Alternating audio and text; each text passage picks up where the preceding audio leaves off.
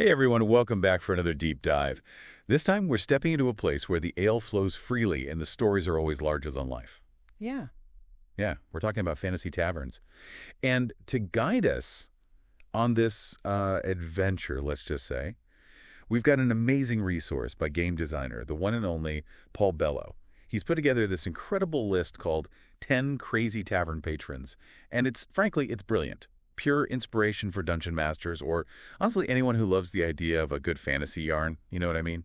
It's true. Bello really gets it. He understands that a tavern, it's not just a building in a fantasy world, right? It's like the heart of the community, a place where, well, anything can happen. Absolutely. It's where adventures meet, rumors are traded, and you never know who you might be sitting next to. A disguised princess, a retired assassin, or maybe even... The Vomit Twins. Sorry, had to jump in there. It's just too good.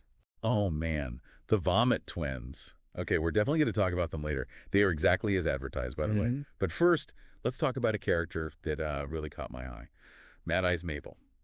She's a gnome illusionist. And I got to say, her description is just delightfully unsettling. Unsettling in the best way possible. See, Bella gives us these little details that just get your imagination going. Mabel, she's always staring into this mirror, right? But the mirror, it only reflects darkness. Okay, that's creepy. What DML wouldn't have a field day with that? Is she, like, communing with some dark entity? Or is it all a part of her act, you know? It's brilliant. And that's the thing, isn't it? He gives you just enough to spark a dozen different ideas. What kind of illusions is she capable of? Is she dangerous? Or just a bit, well, eccentric? Right. And depending on how the players interact with her, that encounter could go in so many different directions. Which actually reminds me of this one time I was playing this campaign. We were in this tavern, pretty standard, right? And there was this old fortune teller, you know, the classic trope. But she had this parrot on her shoulder. Oh, I see where this is going. And every time one of us made like a really stupid decision in the game, the parrot would just like squawk and repeat the last thing we said verbatim. Oh, that's fantastic. It was hilarious. Yeah. And also a little creepy, if you think about it. Like, is this parrot magically linked to our characters? Is it trying to warn us? It's those little touches, those unexpected details that make a tavern encounter so memorable, and Bello is a master of that. Totally agree. So we've got Mad Eyes Mabel, the potentially unhinged illusionist. Let's move on to someone a bit more, shall we say, relatable. Drunkard Fillmore. Now, I know what you're thinking. Every tavern has a drunkard. But wait, there's more to Fillmore. Oh, there's always more to the drunkard than meets the eye, right? Especially in Bello's hands. He doesn't just give us a generic drunk, he gives us a drunk with a missing eye who insists on buying everyone rounds even though he's clearly broke. It's those details, right? Yeah. Suddenly he's not just a background character, he's someone with a story.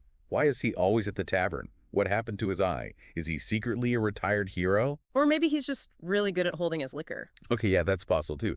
But the point is, Bello gives you these little nuggets that you can then use to craft something truly unique. Now, are you ready for the Vomit Twins? All right, I think I need a moment to process that visual. The Vomit Twins. It's just, wow. But hey, it's memorable, right? Absolutely. And that's what's so great about Bello's work. It's like he's not afraid to push the boundaries. He gives us these over-the-top characters, but he also gives us the tools to actually use them in our games. So let's dive into those tools a bit. For our listeners who are, you know, aspiring dungeon masters or even just storytellers, how do you take these amazing character descriptions and actually bring them to life at the table? The age-old question. How do you make these words on paper breathe? Right. Because reading about Mad Eyes Mabel is one thing, but actually being able to embody her at the table with her mannerisms, her voice, that's a whole other skill set. One thing that Bello does masterfully is he gives each patron a distinct voice, just in his descriptions.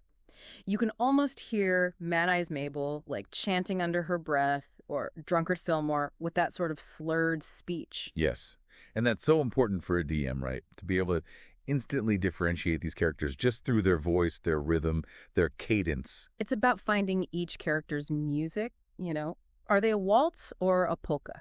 Love that. So like Lantern Jack, the rogue, who we haven't really talked about much yet, he might be that fast-talking, almost like a used car salesman kind of character. And then you have someone like Amelia, the witch, who's probably very deliberate with her words, maybe even a little cryptic, like she lets the silence hang in the air after she speaks. Ooh, yeah. The power of a well-placed pause. Yeah. Sometimes that's way more effective than, you know, a room full of orcs yelling. Exactly. Don't be afraid of silence.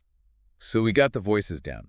What else can DMs keep in mind when they're trying to make these tavern encounters not just like background noise, but actual memorable moments? Remember we were talking about those little quirks, those details?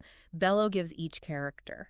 Like Mad Eyes Mabel and her creepy mirror, or Drunkard Fillmore buying everyone drinks even though he's got like 2 copper pieces to his name. Those quirks, they're not just there for flavor, right? They're little hooks, breadcrumbs for you as a DM and for your players. They can be played for humor, for intrigue, for mystery. So like with Fillmore, yeah, maybe he's just a generous drunk. Or maybe that generosity, it's a way for him to overhear conversations to gather information, right? And the beauty is the players don't know, so now they're intrigued, they're invested. It's like that classic don't trust the DM thing, except it's more like don't underestimate the DM's NPCs. Exactly. Speaking of underestimating, we haven't even touched on Sundro the Wizard. Oh, right, Sundro. Now he seems more like a con artist than an actual wizard, but, that doesn't mean he can't be helpful to the party. See, and that's another layer Bello gives us, this idea of potential. Maybe Sundro, he knows a little bit of magic, enough to be dangerous. Or maybe he has information that the party desperately needs, but they're going to have to work for it. Okay, so DM question here. How much should a DM reveal about a character like Sundro up front? Like, do you give the players his whole backstory, or do you hold back? It's a balancing act, right? You want to give your players enough to pique their interest, but not so much that you spoil the mystery. Personally, I like what I call, the Iceberg Method. Okay, I'm intrigued. Tell me more about this Iceberg Method. So you've got the tip of the iceberg, right? That's the stuff that's immediately visible.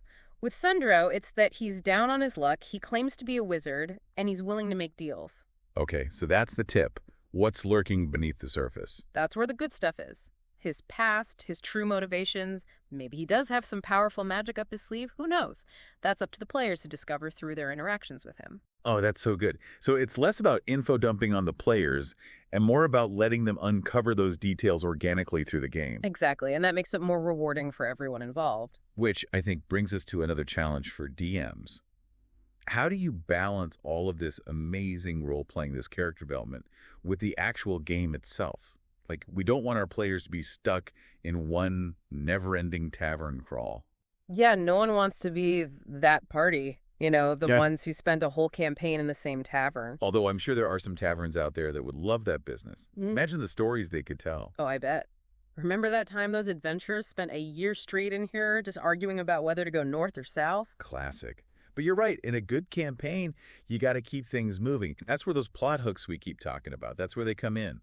A good tavern encounter is not just a detour. It should move the story forward, even in unexpected ways. So it's like you're giving the players a bit of a breather, a chance to role play, to explore the world you've created, but you're also subtly guiding them, dropping those little hints, those rumors that might lead them to their next objective. Precisely. And because it's all happening organically through these seemingly chance encounters, it feels natural to the players. It doesn't feel forced or like you're reciting them down a predetermined path. Which is really the beauty of tabletop RPGs, this collaborative storytelling experience. The DM sets the stage, but the players, they get to decide how the scene unfolds. And sometimes they decide to, set the stage on fire. Oh, absolutely. Players can be a chaotic bunch, which is why being adaptable as DM, being able to think on your feet, that's just as important as having a well-crafted plan, 100% agree. Even with the most detailed campaign notes, the players will always find a way to surprise you. Okay, so for our DMs out there, what advice would you give them for handling those unexpected moments? Like, let's say a player decides to start a bar fight right in the middle of a tense negotiation. What do you do? First rule, don't panic. Embrace the chaos. Maybe that bar fight, it wasn't part of your original plan, but hey, who's to say it can't be awesome? Okay, yeah, I like that. Turn that unexpected event into a narrative opportunity. Exactly. Maybe that brawl, it reveals a hidden passageway behind the bar, or it attracts the attention of, the city guard, which, depending on what the party's up to, could be a good thing or a very, very bad thing.